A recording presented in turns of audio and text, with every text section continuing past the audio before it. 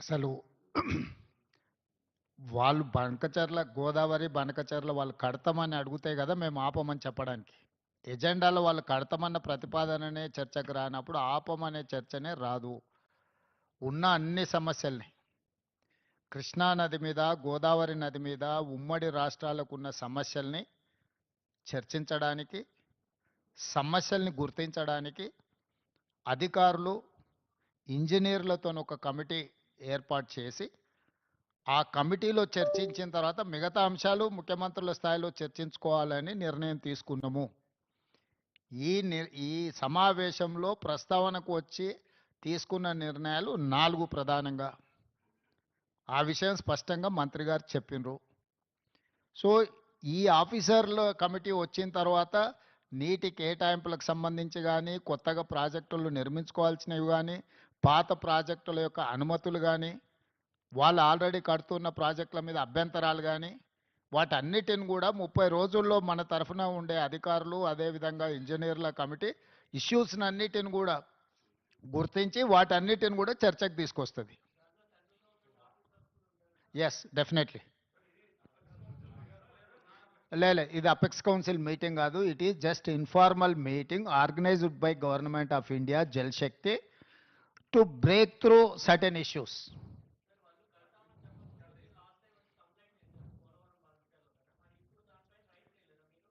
ఇప్పుడు ఆల్రెడీ ఆ కంప్లైంట్ చేసినాం, ఆ ఫిర్యాదు ఉంది. ఆ ఫిర్యాదుల మీద పోలవరం ప్రాజెక్ట్ అథారిటీ కానీ, లేకపోతే సిడబ్ల్యూసి కానీ, లేకపోతే గోదావరి రివర్ మేనేజ్మెంట్ బోర్డు కానీ ఆల్రెడీ ఏమేమైతే మా ఫిర్యాదుల మీద అభ్యంతరాలు చెప్పాలనో పూర్తి స్థాయిలో అభ్యంతరాలు చెప్పినాయి. కేంద్ర ప్రభుత్వ పరిధిలో ఉన్న సంస్థలే ఆ ప్రాజెక్టుకు సంబంధించిన అన్ని రకాల అభ్యంతరాలను వాళ్ళు లేవనెత్తినరు. కాబట్టి ఈ సమావేశంలో ఈ అంశాలు ఏవి ప్రస్తావనకు రాలేదు.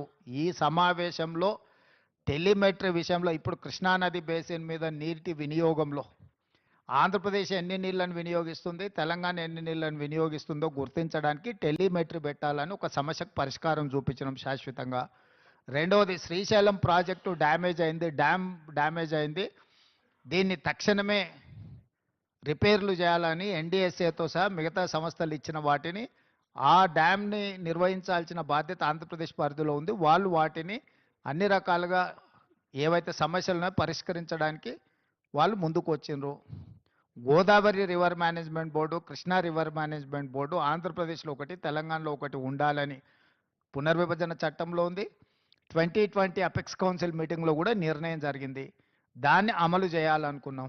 ఇప్పుడు మీరు చెప్పే అన్ని అంశాలు, నీళ్లు కానీ, కొత్త ప్రాజెక్టులు కానీ, లేకపోతే ఇతర ఏ ప్రాజెక్టులు, అన్నీ కూడా అధికారులు, ఇంజనీర్ల కమిటీ ముందల ప్రస్తావనకు వస్తే అక్కడ చర్చించిన తర్వాత అక్కడి నుంచి పైకి వస్తాయి. అన్నీ ఉంటాయి, ఎన్ని ఉన్నాయో.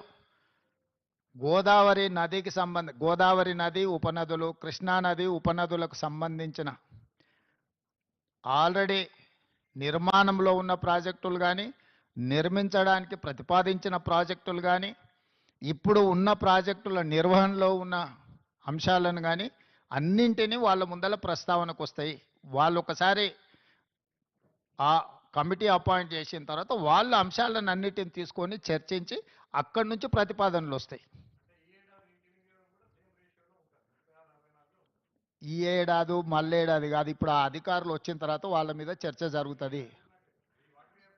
అసలు నీ సమస్య ఏందో నాకు అర్థం కాలేదు. నువ్వు చాలా బాధపడిపోతున్నావు, అట్లేం బాధపడకు. దానికి కావాల్సిన వే ఫార్వర్డ్ని, దానికి సంబంధించిన వే ఫార్వర్డ్ మీద ఇప్పుడు నిర్ణయం తీసుకున్నాము. 2020 సంవత్సరంలో ఇద్దరు సంతకాలు పెట్టినప్పటి నుంచి ఇప్పటివరకు మీరు ఆ ప్రశ్ననే మాట్లాడలే. ఇవాళ 25లో పరిష్కరించడానికి ముందుకు వచ్చినప్పుడు మీకు అదొక సమస్యలాగా కనిపిస్తుంది.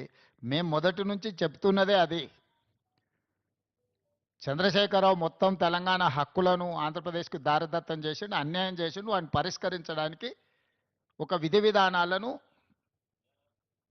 ముందుకు తీసుకొచ్చినాం. ఈ అసలు ఏ విషయం, ఈ 4 అంశాలు మాత్రమే ప్రస్తావనకు వచ్చినాయి. 4 అంశాల మీద నిర్ణయం తీసుకున్నాం. మిగతా అన్ని అధికారుల కమిటీ నిర్ణయించిన తర్వాత అక్కడ ఇవన్నీ మీరు చెప్పే విషయాలు, లేవనెత్తుతున్న విషయాలన్నీ అక్కడ ప్రస్తావిస్తాం.